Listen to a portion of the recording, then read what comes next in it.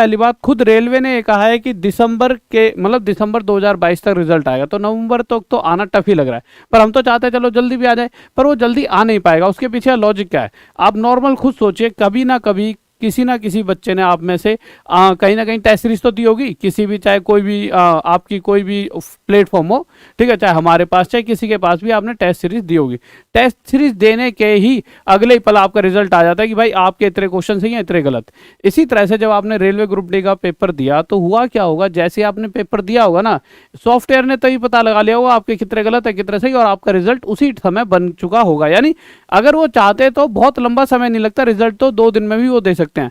फिर भी उन्होंने उसमें भी टाइम लिया, बहुत ज़्यादा तो नहीं लिया, बहुत कम ही लिया, बट हाँ थोड़ा बहुत टाइम लगा। पर इस बार थोड़ा सा टाइम लगता है। दिसंबर तक क्यों जा रही ये चीज़ें, उन्होंने भी ये सारी चीज़ें सोची होंगी, तभी उन्होंने दिसंबर यहाँ पर लिख के रखा है। ये जो इन्होंने अभी थोड़े दिन पहले एक नोटिस दिया था, ये वाला आपको याद होगा, देखो ये वाला, ठीक है, पूरे नोटिस में यहाँ पर ये दे रखा है कि हम दिसंबर 2022 तक रिजल्ट दे देंगे। क्यों, देखिए हुआ क्या है, अभी आप सबने ऑब्जेक्शन करें, और इस पर भी आऊँगा कि जिसने ऑब्जेक्शन करें क्या सिर्फ उन्हीं को मार्क्स मिलेंगे, क्योंकि हर बच्चे, हर दूसरे बच्चे के दिमाग में यार कि मैंने तो ऑब्जेक्शन करा नहीं, उसने ऑब्जेक्शन कराया तो उसी का नंबर मिलेगा। बट उससे पहले मुद्दा क्या है, जब बच्चे ऑब्जेक्शन करते हैं तो होता क्या है कि आप सोचिए कि यार अगर मुझे ये छांटने को मिल जाए, मेरे पास मतलब बहुत सारे बच्चे हैं, हर बच्चे ने 3 या 4 क्वेश्चनों पे ऑब्जेक्शन कर दिया, तो 40 लाख ने नहीं, समझ लो 1 लाख ने भी करा, तो 4 गुना कर दो उसका, 4-1 लाख बच्चों के क्वेश्चंस हमारे पास पड़े, 4-1 लाख क्वेश्चंस, जिनको हमें देखना है। देखने के साथ साथ ये देखना क्वेश्चन में कमी थी या ऑप्शन में, जो बच्चा कह रहा है वो सही है या जो हमने आंसर दिया था वो सही है। अगर हम, जो बच्चा कह रहा है वो सही है तो सही क्यों है, उसको फिर सॉल्व कराना है, फिर 2-3 से भी नहीं, बिल्कुल एकदम एक्सपर्ट से सॉल्व कराना है, फिर जो सॉल्व करके सही आंसर आएगा वो सही आंसर को मानना है। ये ज़्यादा टाइम लगता है, बजाय एक सॉफ्टवेयर में पहले से जो आंसर फीड थे उनका रिजल्ट तो 2 दिन में आ सकता था, पर ये प्रोसेस थोड़ा लंबा है, इसमें वर्क होगा थोड़ा सा। तो ये बात तो तय है कि इतनी जल्दी से रिजल्ट नहीं आएगा, हम चाहते हैं जल्दी आए, पर एक तरीका होता है ना हर चीज़ का, तो वो अपने तरीके से ही चीज़ें चलेंगी। तो दिसंबर तक ही आपका रिजल्ट आ पाएगा। हाँ, दिसंबर की शुरुआत इन्होंने कुछ सोच समझ के ही यहाँ पर लिखा है। अब उसके बाद आते हैं पीटी, फिजिकल का टेस्ट क्या होगा। जैसे कि यार फिजिकल की इन्होंने जनवरी कह दिया तो जनवरी आएगा, कोई कह रहा है कि नवंबर में रिजल्ट आ जाएगा, 10-15 दिन में आपका फिजिकल हो जाएगा। मेरे भाई एक तरीका होता है, उन्होंने जब आपको कहा कि जनवरी में होगा तो जनवरी में होगा, हाँ, पर जैसे रिजल्ट आएगा तो ज़्यादा टाइम आपको मिलेगा नहीं। तो फिजिकल की तैयारी आज से ही आप कर दीजिए। और फिजिकल के बारे में अगर मैं आपको बताऊं तो फिजिकल होता कैसा कैसा, ये छोटी सी आपको नॉलेज देता हूँ, फिर आगे ऑब्जेक्शन वाली बात भी करेंगे।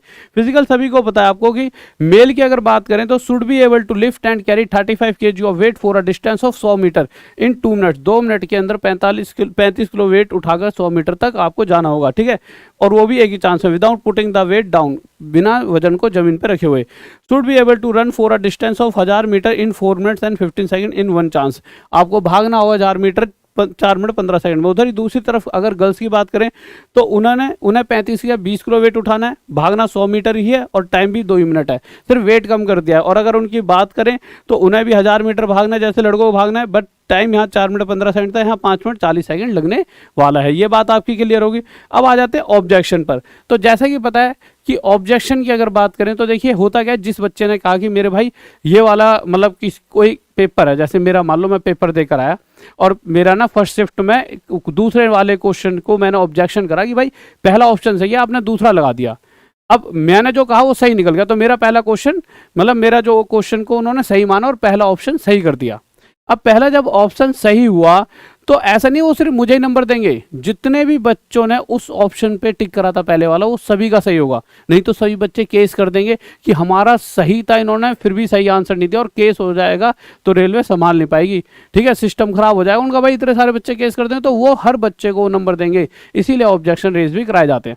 अब दूसरी चीज़ ये हो गई कि भाई सभी को नंबर मिलेंगे, जो भी जो सही है तो उसको सही का सभी का नंबर मिलेगा।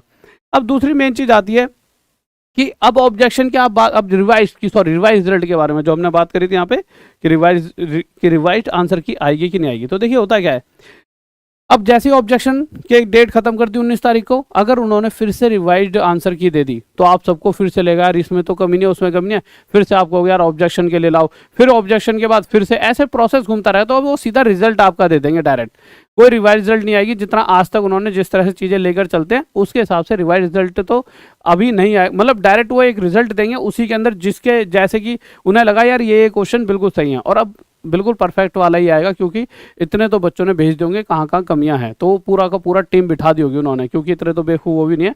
और इस बार जो आएगा सीधा रिजल्ट आएगा और उसके अंदर आपको पता लग जाएगा कि किन किन बच्चों को बुलाया जाएगा पीईटी वगैरह के लिए, सारी चीज़ें वहाँ पता लग जाएगी। हाँ, उसमें जो ऑप्शंस होते हैं कि भाई कि रिवाइज रिस्पॉन्स की वगैरह आ जाएगा, वहाँ पे आप देख पाओगे कि हमारे चीज़ों में बदलाव हुआ है कि नहीं हुआ, जो क्वेश्चन मेरा पहले गलत था वो अब सही हुआ है या नहीं हुआ, तो वो फाइनल रिजल्ट आ जाएगा। बट वो फाइनल रिजल्ट जैसा कि मैंने कहा है आएगा वही दिसंबर के मतलब आसपास, दिसंबर की जो शुरुआत है या फिर एंड तक, एंड से तो पहले ही दे देंगे, इतना टाइम नहीं लेंगे। फिजिकल की मैंने बता दिया कि जनवरी 2023 तक, यानी जनवरी जो आने वाली है वहाँ तक हो जाएगा। उसके बाद अगर वेरिफिकेशन और मेडिकल की बात करें तो फरवरी तक हो जाएगा। ये चीज़ें इन्होंने पहले ही बता रखी, और अपॉइंटमेंट मार्च या अप्रैल तक मिल जाएगा। और अगर इस तरह से भी ये चलने तो बहुत बड़ी बात है और बहुत ही अच्छी बात है कि हाँ भाई मार्च या अप्रैल तक आपको अपॉइंटमेंट मिल रहे हैं, क्योंकि बहुत पिछली बार की अगर बात करें तो बहुत लंबा टाइम इन चीज़ों में ले लेते हैं। वैसे पहले ये बहुत समय ले चुके हैं 3 साल, बट अब जो भी काम कर रहे हैं उसकी प्रशंसा तो करनी पड़ेगी, अब थोड़ा अच्छा कर रहे हैं।